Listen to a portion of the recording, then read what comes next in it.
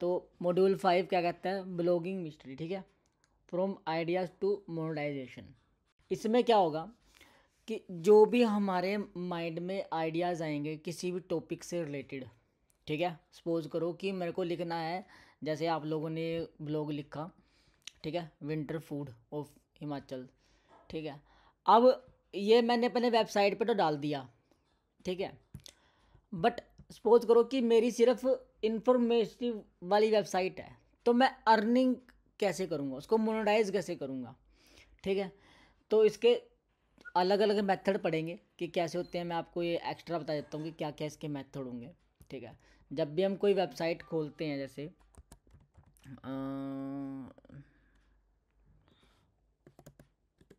चलो ये खोल लेते हैं, ठीक है। अब ये देखो, ये ना ओवरऑल ब्लॉग की वेबसाइट है, मतलब इंफॉर्मेशन दे रहा है ये, ठीक है। और ये क्या आ रहा है, ऐड आ रही है, ठीक है। ये किसके थ्रू आती है ऐड, गूगल का ही प्रोडक्ट है एक एडसन्स, ठीक है।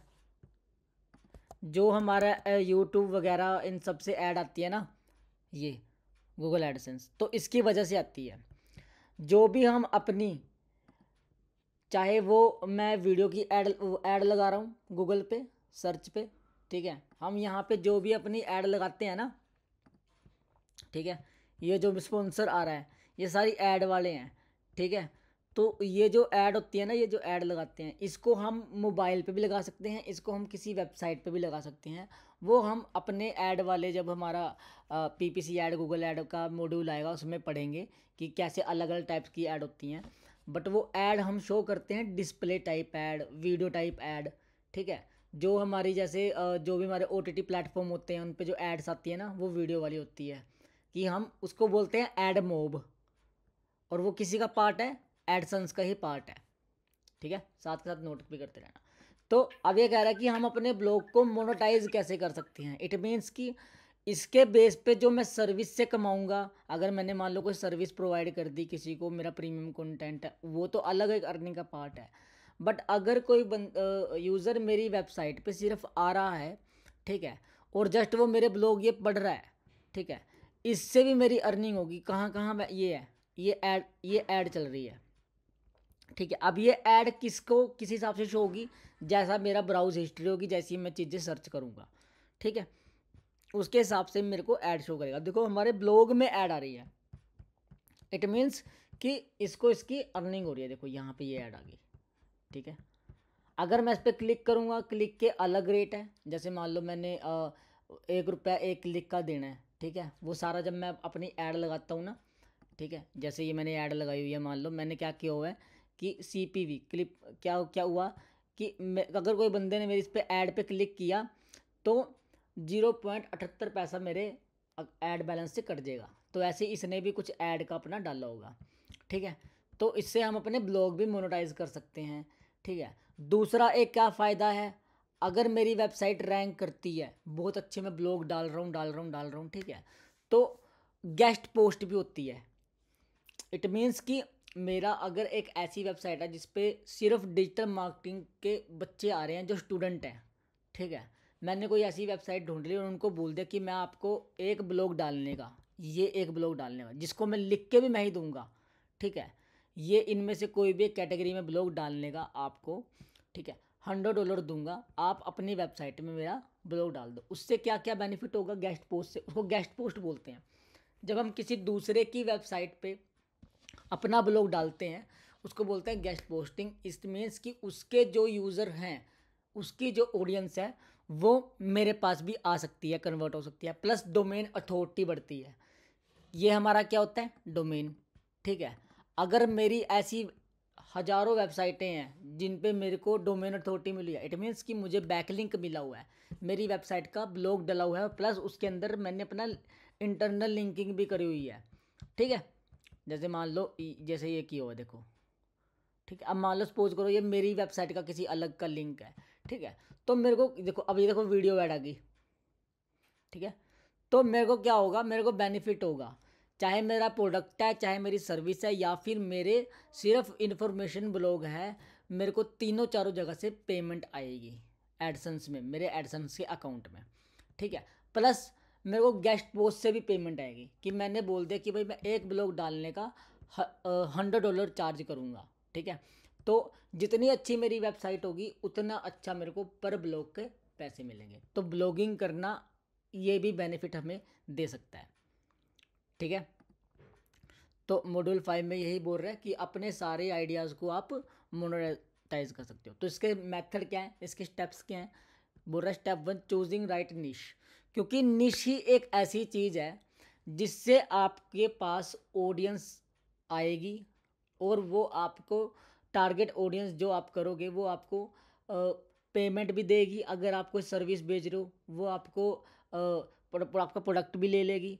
अगर प्रोडक्ट या सर्विस नहीं वो ले रही है, ठीक है, आपका सिर्फ ब्लॉगिंग चैनल है जिस पे आप सिर्फ ब्लॉग डालते हो, ठीक है, रिटर्न ब्लॉग और इन्फॉर्मेशन दे रहे हो, प्लस आप अर्निंग कहाँ से कर रहे हो? गेस्ट पोस्ट से प्लस एडसेंस से, ठीक है, ऐड से, गूगल ऐड से। तो तब भी आपको बड़ा अच्छा बेनिफिट होता है क्योंकि आपके पास ट्रैफिक ही उस टाइप की ऑडियंस का आएगा। तो आपको स्पॉन्सरशिप भी मिलेगी, ठीक है। जैसे मान लो मैं किसी मेरे को एक ऐसी वेबसाइट है जिस पे स्टूडेंट भरे पड़े हैं, ठीक है। मान लो मेरे को टारगेट ऑडियंस करनी है अपनी जो बच्चे आइल्स करके बाहर जा रहे हैं, ठीक है। तो मैं उन स्टूडेंट को कैसे टारगेट करूँगा कि आप आइल्स करके बाहर जा रहे हो तो इससे अच्छा आप एक साथ में स्किल सीख के जाओ, ठीक है, सो डैट कि आप भी ऑनलाइन काम कर सको, ठीक है, ऑनलाइन अर्निंग कर सको, ठीक है, डिजिटल मार्केटिंग के थ्रू, चाहे वीडियो एडिटिंग के थ्रू, चाहे ग्राफिक डिजाइनिंग के थ्रू।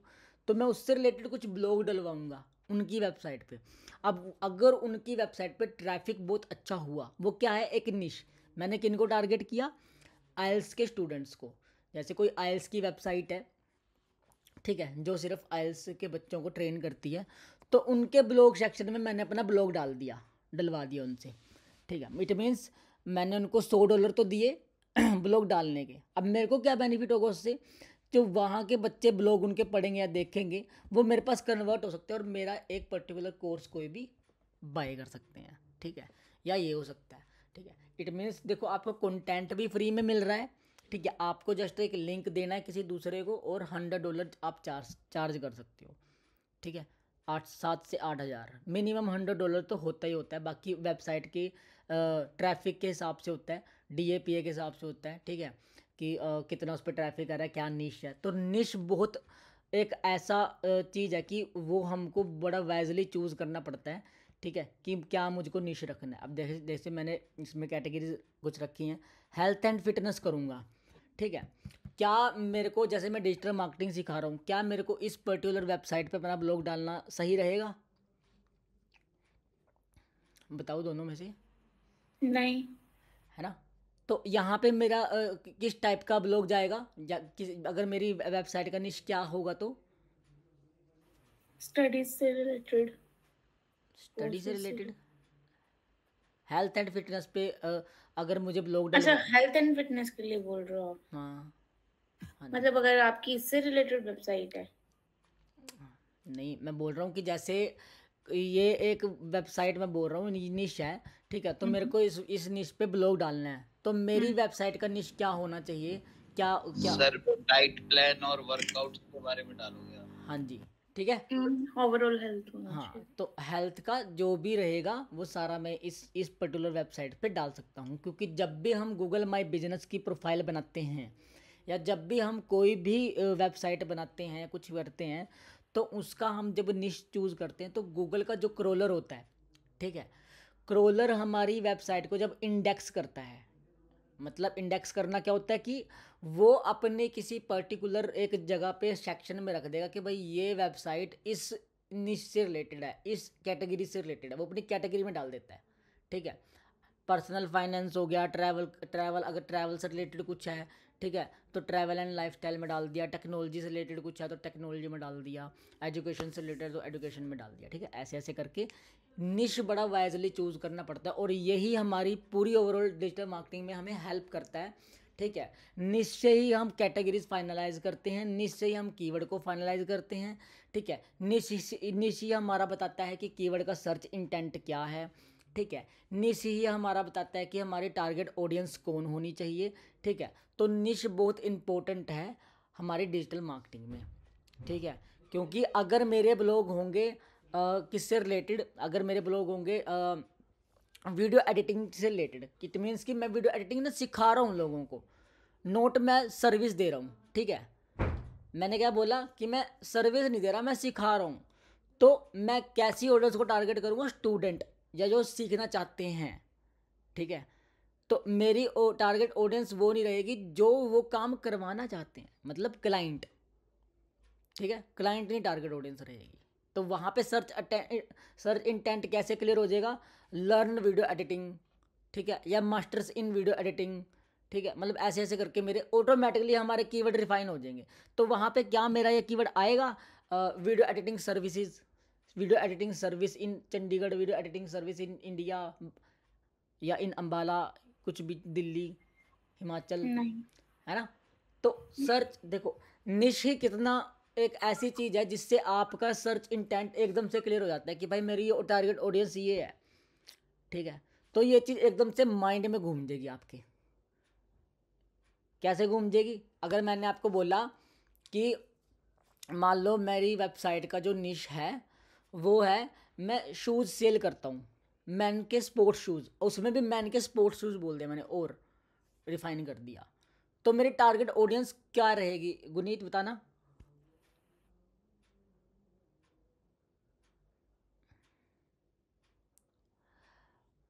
और आपकी टारगेट ऑडियंस रहेगी मेंस जो शूज जिनको चाहिए। नहीं नहीं, और थोड़ा बता, वो तो चलो हो ही गया कि मैंने ही बोल दिया कि मेंस के स्पोर्ट्स शूज में सेल कर रहा हूँ।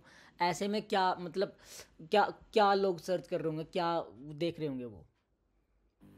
सर वो डायरेक्ट यही डालेंगे बाय मेंस शूज।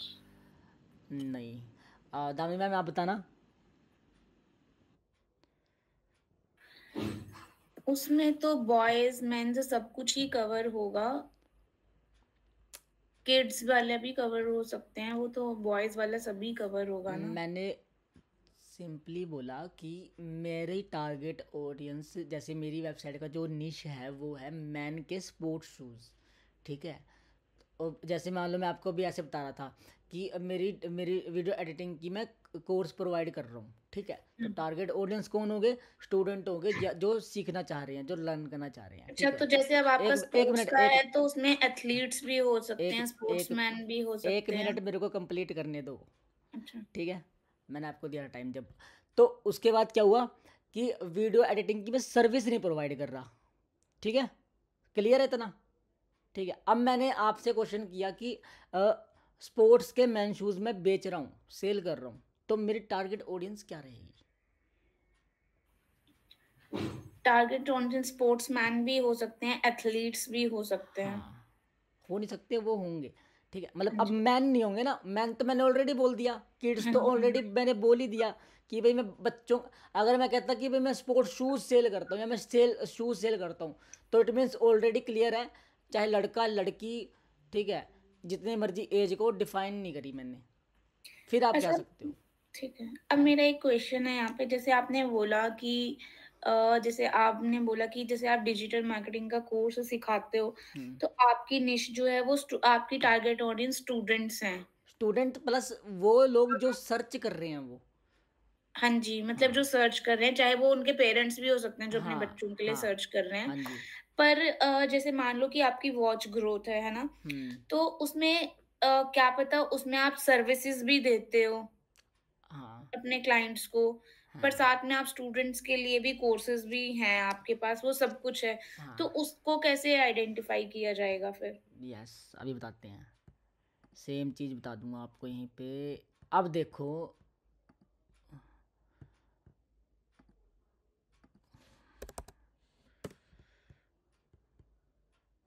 गुनीत आपको पता लग गया क्या डिफरेंस था मैन या किड्स में या उसमें, ठीक है। सर मैं एट सर मेरे को लगा आप कीवर्ड पूछ रहे हो तो मैं कीवर्ड बताने लग गया नहीं था। नहीं, कीवर्ड मैंने बोला टारगेट ऑडियंस, ध्यान, ठीक यस है सर समझ गया। है ना। देखो, अब सबसे बेस्ट एग्जाम्पल यहाँ से बता देता हूँ जो आपका क्वेश्चन है मैम। ये है मेरी वॉच ग्रोथ, जिस पे मैं सर्विस भी प्रोवाइड कर रहा हूँ, ठीक है। यहाँ इस पर्टिकुलर सेक्शन पे मैं सर्विस प्रोवाइड कर रहा हूँ। अब इसमें सर्विस के पेज भी आएंगे, ठीक है। ओवरऑल डिजिटल मार्केटिंग हो गया, वीडियो एडिटिंग हो गया, आईटी का कोई भी चीज़ मैं इस पर्टिकुलर वेबसाइट से सेल करूँगा। ठीक है, अब यहाँ पे मैं एक सर्विसेज का पेज भी ले आऊँगा, ठीक है, जिसमें सारी सर्विसेज आ जाएंगी। ओके, उसके बाद आ गया मेरा ये कोर्स। जब मैं कोर्स पे क्लिक करूँगा तो क्या खुलेगा, मेरा सब डोमेन। ये मेरा सब डोमेन है learn.watchgrow.in। सेम मेरी वेब ऐप है। ठीक है, अब ये वाली जो पर्टिकुलर चीज़ रैंक होगी, वो रैंक किसके लिए होगी, जो लोग पढ़ना चाह रहे हैं। बट इसकी पेरेंट वेबसाइट कौन सी है, ये। ठीक है, और इसी में जो मेरा ब्लॉग का सेक्शन है, अभी तो ये डमी कंटेंट है, ब्लॉग के सेक्शन में मैं जब मैं सर्विस प्रोवाइड के लिए कोई ब्लॉग डालूंगा कि मैं सर्विस दे रहा हूँ, तो मैं लिंक किसके डालूंगा, इंटरनल लिंकिंग मैं किसकी करूँगा, अपने सर्विस पेज की। ठीक है, जब मैं किसी कोर्स से रिलेटेड ब्लॉग डालूंगा तो मैं अपना किसका लिंक दूंगा, अपने कोर्स पेज का। ठीक है, मतलब कुछ भी चीज़ है, अगर आपको वो अपनी एक किसी पर्टिकुलर मेन वेबसाइट में उसके ब्लॉगिंग करनी है, ठीक है, तो वो उस पर्टिकुलर पेज के लिए ही रैंक करेगी। मान लो मैंने इस होम पेज पे जो भी मेरे कीवर्ड हैं, मेन कीवर्ड मैंने यहाँ पे लगा दिए, मेंशन कर दिए, तो जब भी मैं वो उस पेज उस पेज के मैंने सॉरी उस कीवर्ड के बैक लिंक बना के उसको वो रैंक कर गया, तो रैंक क्या करेगा, मेरा ये पर्टिकुलर पेज। अब यहाँ से यूज़र किसी भी पेज पे जा सकता है, बट मैंने मेन टारगेट कीवर्ड मेरा क्या था, इस होम पेज के लिए। सेम चीज़ कोर्स के लिए, सेम चीज़ ब्लॉग्स के। अब ब्लॉग्स के लिए तो हर एक ब्लॉग का मेन टारगेट कीवर्ड अलग ही होता है, तो वो पर्टिकुलर उसी पेज पे लाके उसको घेर देगा। जैसे मान लो ये वाला इस पेज के लिए है, ठीक है, प्रीमियर मार्केटिंग सर्विसेज मान लो मेरा क्या है, कीवर्ड है। ठीक है, इस पर मैंने ब्लॉग लिख दिया। ठीक है, तो यहाँ की जो मैं इंटरनल लिंकिंग करूँगा ना, वो इस पर्टिकुलर सर्विस पेज की कर दूंगा कि बंदे ने ब्लॉग पढ़ा और उस लिंक पे क्लिक किया और सीधा वहाँ से वो बाय कर सकता है। ठीक है, सेम चीज़ अगर मान लो मैंने लर्न डिजिटल मार्केटिंग के लिए किया है ये। ठीक है, मेरा मेन कीवर्ड मान लो मैंने रख दिया लर्न डिजिटल मार्केटिंग। ठीक है, कोई बंदा आया, वो मेरा इस पर्टिकुलर सीधा पेज पे आएगा। जब भी हम कुछ लिंक क्लिक करते हैं ना, जैसे मैं ब्लॉग वाला कोई भी करूँगा, जैसे मान लो मैंने ये किया था। ठीक है, तो इसने क्या किया, सीधा सर्विस पेज किया हुआ है। ठीक है, अब मेरा होम पेज तो नहीं खुला ना, होम पेज क्या है मेरा, यहाँ। अब यहाँ से मैं कहीं भी जा सकता हूँ, होम पेज तो मेरा ये है। ठीक है, सेम चीज़ इसने टूल पेज दिया हुआ है कोई। ठीक है, अब ये ब्लॉग हो सकता है, देखो।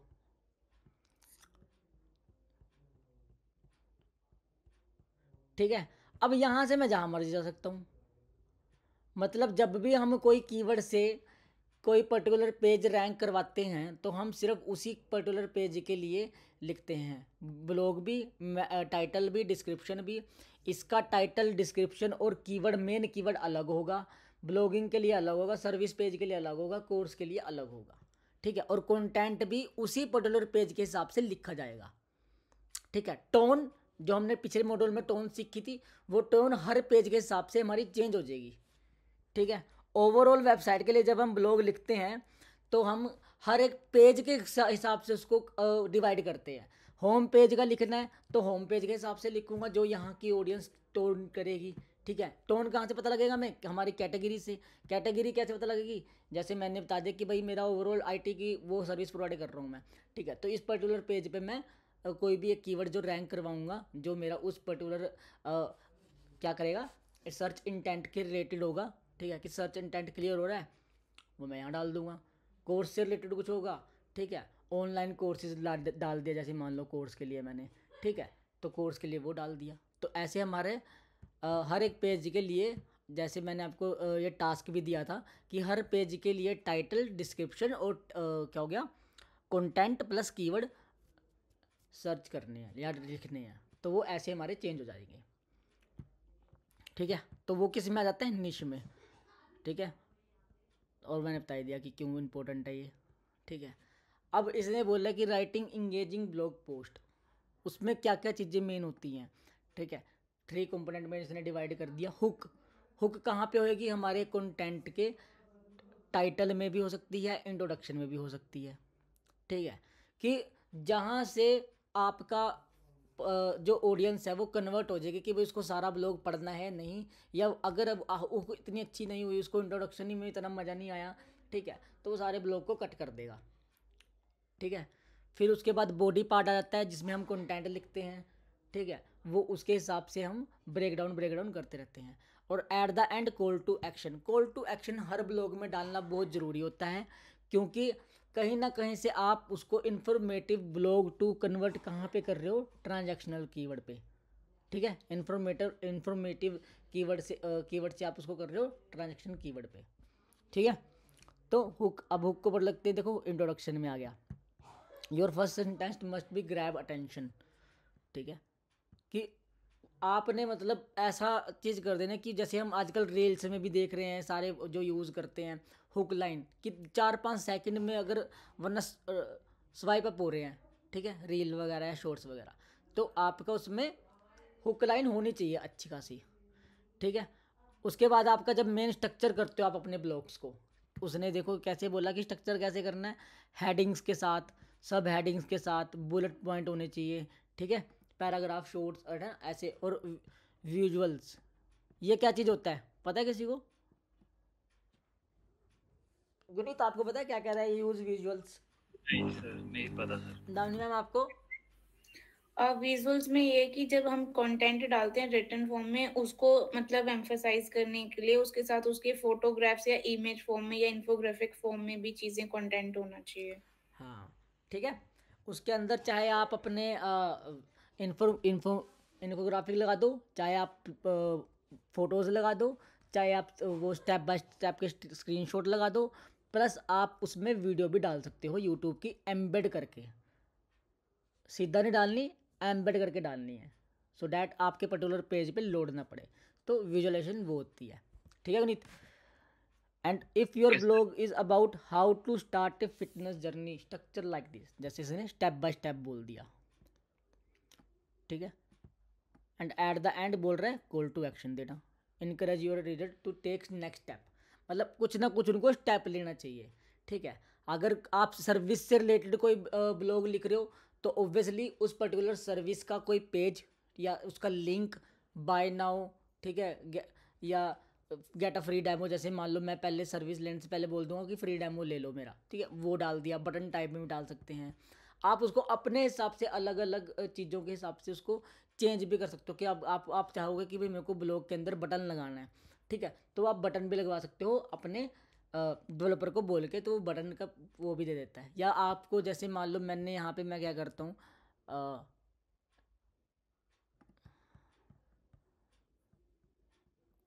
मैं यहाँ पे अपने हर ब्लॉग में एक बैनर टाइप लगा देता हूँ, ये, ठीक है, कि कोई इस पर क्लिक करेगा तो सीधा कौन सा बटन खुलेगा मेरा, साइन अप ट्रायल वाला, ठीक है। अब यहाँ से किसी भी चीज़ का वो ट्रायल बाय कर सकता है, हर ब्लॉग में लगा देता हूँ मैं, ये हर ब्लॉग में बैनर ऐसा लगता है कि जैसे ऐड आ रही है, ठीक है। और इसको मैं यहाँ भी लगा सकता हूँ स्पेस में, ये स्पेस में भी लगा सकता हूँ, बीच में और भी लगा सकता हूँ, अपनी मर्जी के हिसाब से, ठीक है।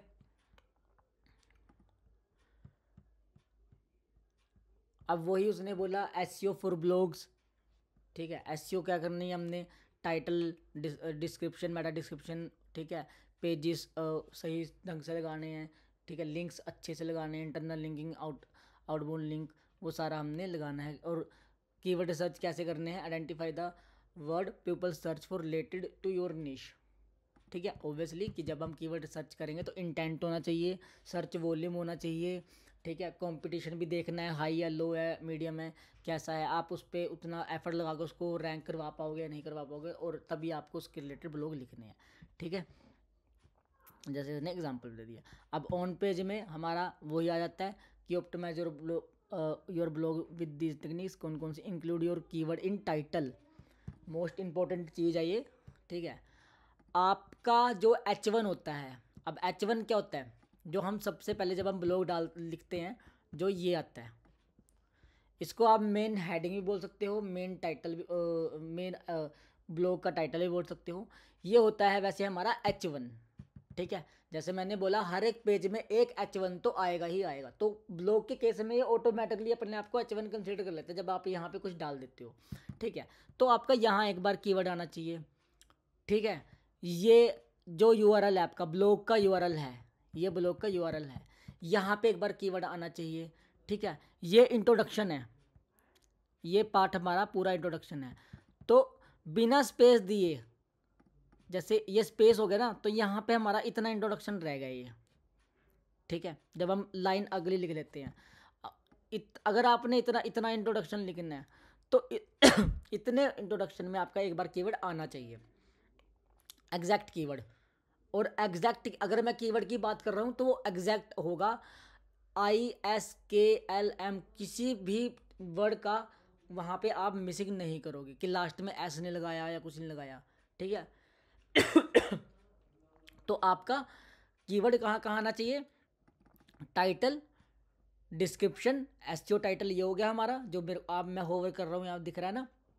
ठीक है, URL ये हो गया, इसको हम जब वर्डप्रेस पे करते हैं तो स्लग के नाम से आता है, स्लग। ठीक है, तो कंफ्यूज नहीं होना, स्लग वही होता है हमारा URL। ठीक है, इंट्रोडक्शन में आना चाहिए। बाकी हमारे कंटेंट के हिसाब से हम अपने कीवर्ड्स को तो मेंटेन करेंगे ही करेंगे। 1000 वर्ड का लिख रहे हैं तो ऑब्वियसली 5 से 6 बार वो आना ही चाहिए। ठीक है, ज़्यादा कीवर्ड स्टफिंग भी नहीं होनी चाहिए। आप अपने कीवर्ड को सब हेडिंग, मेन हेडिंग, ठीक है, H2 H3 कहीं भी मेंशन कर सकते हो, बाकी यहाँ पे भी कर सकते हो FAQ वगैरह में। ठीक है, पूरे ओवरऑल कंटेंट में, और लास्ट में कंक्लूजन में दे दिया CTA। ठीक है, अब बोल रहा है प्रमोटिंग योर ब्लॉग, प्रमोशन कहाँ करेंगे, ऑब्वियसली सोशल मीडिया पे, ईमेल मार्केटिंग के थ्रू ईमेल कर देंगे किसी को भी, जैसे मैंने आपको वो दिखाया था प्रमोशनल में। ये देखो, जैसे वेबसाइट ही होगी वो। ठीक है, तो ये हम अपनी ईमेल मार्केटिंग के मॉड्यूल में सीखेंगे ये कैसे बनते हैं। ठीक है, डिज़ाइनिंग टाइप सा होता है ये, तो काफ़ी अच्छे तरीके से बन जाते हैं। ऐसे हम अपने ब्लॉग को प्रमोट कर सकते हैं। अगर आपके पास यूज़र्स की ईमेल आईडीज़ है, ठीक है, तो आप उनको डायरेक्टली ऐसे प्रमोट कर सकते हो। और ये पेड भी रहता है, फ्री भी रहता है। फ्री में वही है जो आप उनके इनबॉक्स में बस डाली जा रहे हो। ठीक है, और गेस्ट ब्लॉगिंग वही हो गया कि अदर कोई वेबसाइट पे आपने अपना ब्लॉग डाल दिया, ठीक है, जिससे वहाँ के ऑडियंस भी आपके पास आ सकती है। ठीक है, अब देखो मोनेटाइज करने का तरीका इसने बता दिया, वही है गूगल एडसेंस पे। ठीक है, गूगल एडसेंस ये होता है हमारा। ठीक है, इस पर सिंपली कुछ नहीं करना आपने, अपना लॉगिन करना है। ठीक है, लॉगिन करके आप अपनी उसको वेबसाइट को डाल सकते हो। वो मैं आपको अब मॉड्यूल्स में सिखाऊंगा जब इसकी ज़रूरत पड़ेगी, अभी क्योंकि कंटेंट राइटिंग का है ये। एफिलेट कर सकते हो, एफिलेट मार्केटिंग के लिए ब्लॉग लिख सकते हो। जैसे मान लो अमेजोन एफिलेट कर रहे हो, ठीक है, तो आप अपने एफिलेट के लिंक भी डाल सकते हो, अपने एफिलेट के प्रोडक्ट डाल सकते हो। जैसे 10 बेस्ट शूज़ फॉर मैन,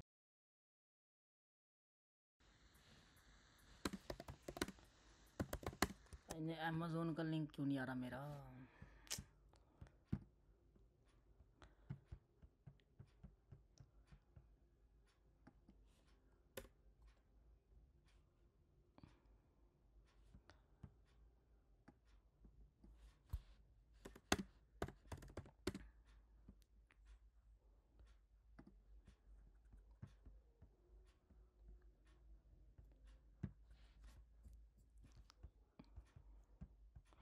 जैसे मान लो इसने कोई बुक के बारे में लिखा और यहाँ पे अमेजोन का लिंक डाल दिया। ठीक है, ये देखो, तो ये क्या है, एफिलिएट मार्केटिंग भी हो रही है और ये एडसेंस भी आ रहा है साथ के साथ। ठीक है, दोनों तीनों जगह से कमाई हो रही है। अगर सीधा बंदा यहीं पे आ रहा है, पढ़ रहा है इसके बारे में, ठीक है, तो कहाँ से पैसे आ रहे हैं, एडसेंस से। अगर किसी प्रोडक्ट पे क्लिक करके ले लिया प्रोडक्ट, तो प्लस एडसेंस भी आ रहा है, प्लस क्या आ रहा है, अमेजोन की जो एफिलिएट की लिंक होते हैं उस पर करके किसी ने बाय कर लिया, तो वहाँ से भी आपको कमीशन मिल रही है। ठीक है, बाकी सेम चीज़ पे अगर हमारा गेस्ट पोस्ट भी हो जाता है तो गेस्ट पोस्ट का अलग अर्निंग। मतलब ब्लॉगिंग का इतना अच्छा फ़ायदा भी है,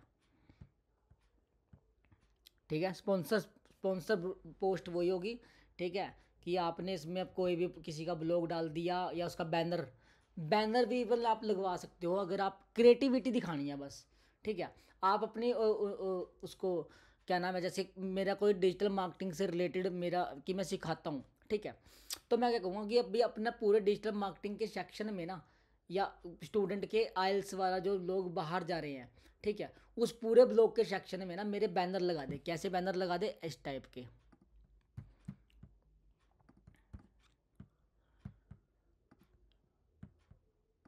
इस टाइप के बैनर लगा दे, ठीक है। अब ये कैसे भी हो सकते हैं, बड़े भी हो सकते हैं, जरूरी नहीं है मैंने इतना सा किया हुआ है, तो मैंने अपने हिसाब से डाला हुआ है, वेबसाइट के हिसाब से डाला हुआ है। तो आप इसको छोटे छोटे बड़े बड़े भी कर सकते हो, फोटोज़ भी डाल सकते हो, ठीक है, और उस पर डायरेक्टली अपनी वेबसाइट का लिंक लगा सकते हो। तो ये भी एक इसका अच्छा बेनिफिट है, ठीक है। सेलिंग डिजिटल प्रोडक्ट, क्या किया, ई बुक बेच दिया, कोर्स बेच दिया, टेम्पलेट्स बेच दी, ठीक है, फ़ोटोज़ भी सेल कर सकते हो, फ़ोटोज़, ठीक है। तो ये सारा आप इसमें ऐड ऑन कर सकते हो। डाइट प्लान बना के बेच दिया, पीडीएफ बेच दी, ठीक है, मतलब बट उससे रिलेटेड कुछ होना चाहिए कि लोग उसको सर्च करने हैं, ठीक है।